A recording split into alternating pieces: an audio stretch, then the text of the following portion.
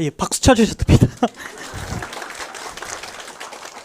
네, 인사하고 시작하겠습니다. 안녕하세요. 저는 시대인재 N 재수종합반 강사 윤준수라고 합니다. 왔는데 너무 많은 분들이 반겨주셔서 되게 기분이 좋은데요. 간단하게 이제 좀 소개를 하고 시작을 하자면은, 저는 이제 시대인재 재수종합반에서 이제 사회문화와 정치학을 가르쳤고요. 그리고 올해도 한 10타임 정도 이제 재종반에서 수업을 하고, 다원 MDS뿐만 아니라 이제 뭐 시대인재 대전이라든지 반포에서도 올해 이제 단과 수업을 진행하게 되었습니다. 수능 사회문화는 이런 과목입니다 라는 걸 설명하기 전에 그 이과 학생들의 학부모님들도 여기 꽤 있으실 것 같아요. 그래서 간단하게 좀 사탐론에 대해서 좀 설명을 하는 게 좋을 것 같은데, 우리가 사탐론 해야 된다 막 이런 이야기를 듣는데 왜 해야 되는가에 대해서 모르시는 경우도 있을 수도 있을 것 같아서 간단히 설명을 하면은, 첫 번째, 1등급을 맞기에 과탐에 비해서 상대적으로 많이 적은 시간에 투자해도 돼요. 그러니까 4분의 1 정도를 투자한다면 충분히 사회탐구에서는 1등급을 받을 수 있다는 게 첫 번째. 그럼 두 번째 뭐냐? 제가 만약에 정말 최상위권 학교에 대학을 보내고 싶어요. 그럼 어쩔 수 없이 공부량을 늘려야 되고, 특히 국어, 수학 이런 데에 대한 공부량을 반드시 많이 투자할 수밖에 없거든요. 그럼 이제 우리가 그 공부량을 효율적으로 이제 배분하기 위해서는 어떻게 해야 되냐? 탐구에서의 이제 그 시간을 줄여야 되는데, 그러기에도 사회문화가 좋다 때문에 사탐론을 하시는 거를 저는 제가 사회문화 강사니까 많이 추천드린다 라고 좀 말씀을 드릴게요. 그럼 본격적으로 수능 사회문화가 어떤 과목인가 라는 걸 좀 설명을 해볼 건데, 이런 과목이요. 17 더하기 2 더하기 1. 이 숫자가 어떤 걸 의미할까요? 문항수 맞아요. 문항수에 대한 얘기거든요. 그럼 27은 뭐냐 라고 했을 때 밑에 써놓은 것처럼 쉽게 맞힐 수 있어요. 단 꾸준히 열심히 개념 공부를 했을 때. 그럼 2는 뭐예요? 준킬러. 1은 킬러. 이렇게 17문제의 일반 문항과 2문제의 준킬러와 1문제의 킬러 문항으로 구성된 과목이라고 여러분들이 생각을 하시면 된다. 이게 오늘 제가 설명회 때 좀 이야기를 드릴 키워드니까 이 부분에 대해서 좀 여러분들이 잘 짚고 넘어가 주시면 좋을 것 같아요. 그럼 이제 문제가 어떻게 나오냐라고 하면은 17문제의 그 시험 문항 중에 제가 4문제를 좀 뽑아서 보여드릴게요. 이 정도 10분만 공부하면 풀 수 있어요. 1번 문제이기 때문에. 그리고 뭐 2번 문제 이렇게 나오고요. 11번 그림 보면 풀 수 있고요. 18번도 열심히 독해하면 풀 수 있거든요. 근데 평가원이 최근에 가지는 경향성이 뭐냐면은, 쉬운 문제라고 할지라도 예전에는 그냥 딱 키워드만 보면 풀 수 있었는데 지금은 그렇지 않아요. 지금은 내가 문장을 보면서 이 키워드가 어떠한 맥락에서 써졌구나라는 걸 파악해야 쉬운 문제를 풀 수 있도록 되어 있기 때문에 일단 쉬운 문제의 난이도가 전반적으로 좀 올라갔다.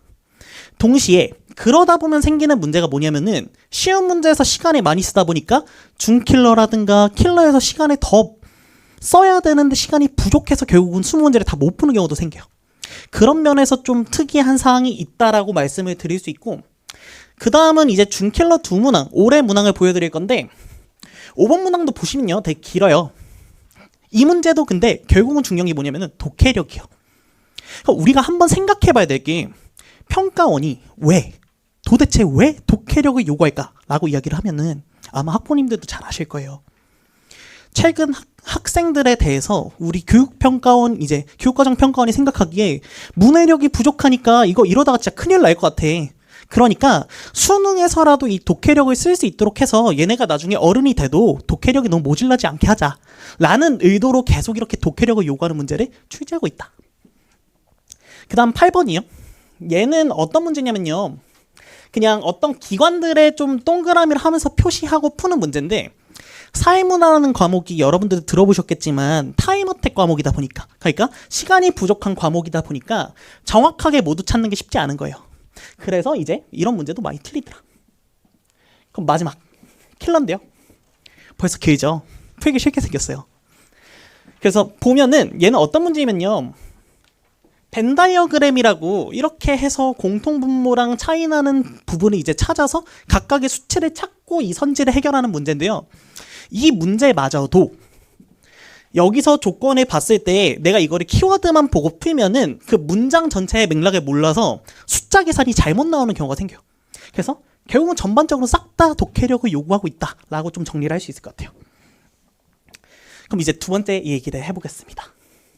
두 번째는 사회문화는요, 수능 최저용으로 많이 이제 선택을 해요. 그럼 이유가 뭐냐? 간단합니다. 보시면은 1등급, 2등급, 3등급 컷이 있어요. 근데 봤는데 제가 여기 지금 정리해놨죠? 두 문제를 틀리면 1등급이 나오고요. 세 문제를 틀리면 2등급이 나와요.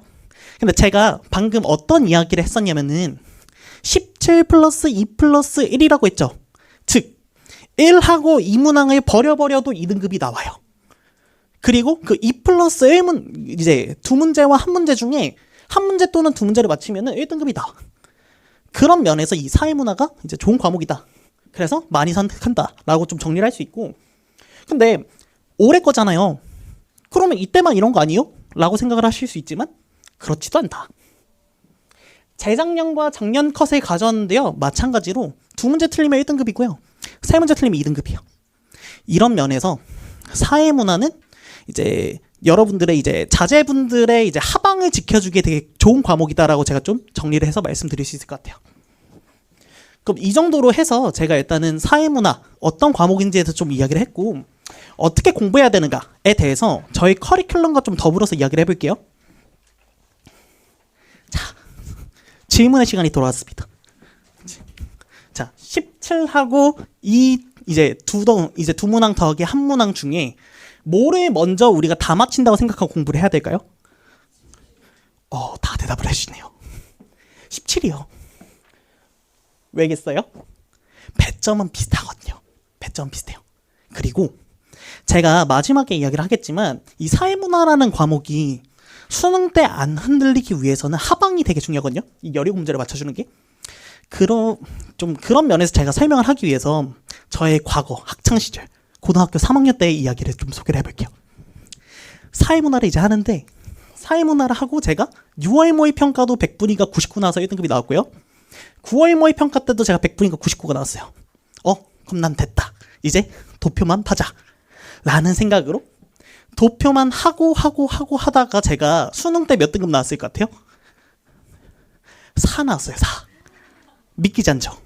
물론 지금은 제가 다 맞겠지만 그때 이제 제가 여기서 되게 많이 틀렸어요. 그리고 실제로 학생들도 보면은 이 17문제에서 많이 틀려서 결국은 사회문화 수능에서 잘 안 나오는 경우가 발생하거든요. 때문에 이 17문제를 일단 먼저 잘 푸는 게 중요하다라는 말씀을 좀 드릴게요. 그럼 이걸 위해서 저는 어떻게 준비했냐? 일단 첫 번째 1월부터 2월에는 인트로라는 강의를 진행을 할 겁니다. 그럼 이 강의가 뭐냐? 그냥 개념 강의예요. 쉽게 말해서. 그래서 기본적인 개념 강의를 하는데 다른 강사들과 차이가 뭐냐면은 개별 단원에서 필요한 태도들이 있거든요. 예로 제가 이제 방금 보여드렸던 문항 중에 이 문항 보시면 이거 다 체크해야 되잖아요. 이런 거를 어떻게 우리가 빠르게 체크할 수 있는지부터 시작해서 여러 가지에 대해서 이제 태도를 제가 다 다룰 건데 그런 것들을 병행한다. 개념 강의에서. 그런 면에서 좀 차이가 있다라는 점을 먼저 보여드리고 그리고 바인드라는 주간지가 있어요. 이 주간지는 뭐냐면은 개념이랑 문항풀이가 실제적으로 매칭이 잘 안 되는 경우가 있거든요. 그거를 좀 이어주는 주간지라고 생각을 하시면 되고 이 부분에 대해서는 제가 가능하면 해설을 다 제공을 할 겁니다. 그 다음 17문제를 어쨌든 정복하고 잘 풀려면은 내가 개념이 잘 돼 있는지 점검을 해봐야겠죠. 때문에 OX 퀴즈를 바탕으로 전 단원에 대해서 모두 개념을 복습한다. 이거를 이제 한 4월에서 5월 정도에 진행을 한다 라고 생각을 하시면 되고 얘는 어떻게 보면은 저의 특이한 좀 커리큘럼 중 하나가 될 텐데 제가 방금 말씀드렸다시피 사회문화 또는 다른 사회탐구도 다 마찬가지예요. 독해력을 되게 중시하는 경향성이 되게 커졌거든요. 근데 그걸 대비할 만한 커리큘럼이 아직 시중에 별로 없다 보니까 이거에 대해서 별도로 풀고 직접 그 독해를 하는 태도를 좀 길러주는 강의를 준비를 해봤다. 그래서 이렇게 3개의 커리큘럼이 그 17문제를 마치기 위한 이제 초석이라고 생각하시면 됩니다. 그 다음 17문제를 다 마치면은 사실 저희의 목표는 더 높죠. 만점 맞는 거잖아요.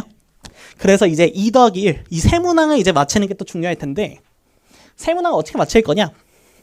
액트라는 커리큘럼이 있어요. 얘는 어떤 강의냐면은 고난도 세 문항을 정복하기 위한 실전 개념 강의라고 생각을 하시면 돼요. 예로 사회보장제도라는 게 있어요. 뭐 사회보험 나오고 공공부조 나오는 게 있는데 그거는 단순히 그게 어떤 건지가 중요한 게 아니라 그걸 계산해내는 태도가 되게 중요하거든요. 그런 것들을 정리해주는 강의라고 생각을 하시면 되고, 동시에 이제 얘도 주관식 같이 제공이 된다. 자, 그러면은 각각에 대해서 공부를 했으니까 이제 모두를 점검할 수 있는 게 필요하죠. 근데 우리는 평가원의 문제를 풀다 보니까 결국은 평가원의 기출문제를 풀어야 되거든요. 근데 마침 시대인재에서 기출문제집이 기가에 난 게 나왔어요. 그래서 그 문제집을 활용을 해서 개념과 태도를 이제 모두 정리를 할 거다. 앞서서 이제 뭐 실전 개념이라든가 개념과 태도를 이야기를 했는데, 문제를 직접 풀면서 제가 다 하나하나씩 점검을 해줄 거다라고 말씀을 드릴게요. 자, 마지막 20이에요. 우리는요, 17문항, 2문항, 1문항을 각각 다 풀 수 있는 게 중요한 게 아니에요, 사실. 30분이라는 시간 내에 20문제를 모두 다 푸는 게 되게 중요하거든요. 그럼 뭘 해야 돼요? 모의고사를 풀어야 돼요. 제가 앞서서 이제 소개도 받았지만 서바이벌 모의고사 팀, 이제 서바이벌 출제팀 제가 팀장이었잖아요. 그러다 보니까 이제 모의고사에 대해서 퀄리티 높게 만족스럽게 낼 수 있다라는 건 제가 이제 단언해 드릴 수 있고, 다양한 이제 형태의 시험지를 보면서 학생분들이 어떠한 시험지에도 대비를 할 수 있게 제가 최대한 노력을 하겠다. 동시에 서바이벌 모의고사도 되게 퀄리티가 엄청 좋아요. 그래서 같이 병행하시면은 충분히 좋은 성적을 거두실 수 있을 거다라는 말씀을 드릴게요. 그래서 전체적인 연간 커리큘럼은 이렇고요. 일단은 제 강의에 대해서는 조금 더 소개를 한 것 같은데, 마지막으로 좀 이 얘기를 해볼게요. 좋은 대학을 가려면요, 그러니까 내가 정말 일지망을 하는 대학을 가기 위해서 뭐가 중요하면은 상방이 중요해요. 상방을 높이는 게. 근데 잘 생각을 해야 될 게, 내후년은 통합사회 시대잖아요. 새로 공부해야 돼요. 결국 오래 보내시고 싶을 거 아니에요. 학생분들도 그렇고. 그럼 뭐가 중요하면은 만족할 수 있는 대학을 가기 위해서는 결국 하방을 맞춰주는 게 중요하거든요. 하방을 높여주는 것이. 내가 아무리 못 나와도 이 정도는 나온다. 그래야 내가 안정적으로 대학을 갈 수 있으니까.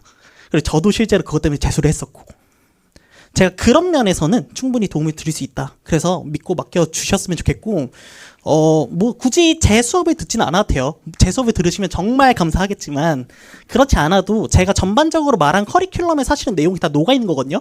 개념 복습 꾸준히 해라, 끝까지. 그리고 실전 개념 태도 갖춰라. 연결 짓는 거 연습해라. 이런 게 되게 중요한 거니까 이런 것들을 얻어 가셔서 꼭 이제 자제분들이 올해 대학을 가서 이제 행복한 대학 생활을 할 수 있기를 진심으로 바라겠습니다. 그럼 여기서 이제 이만 저는 마치도록 하겠습니다. 감사합니다.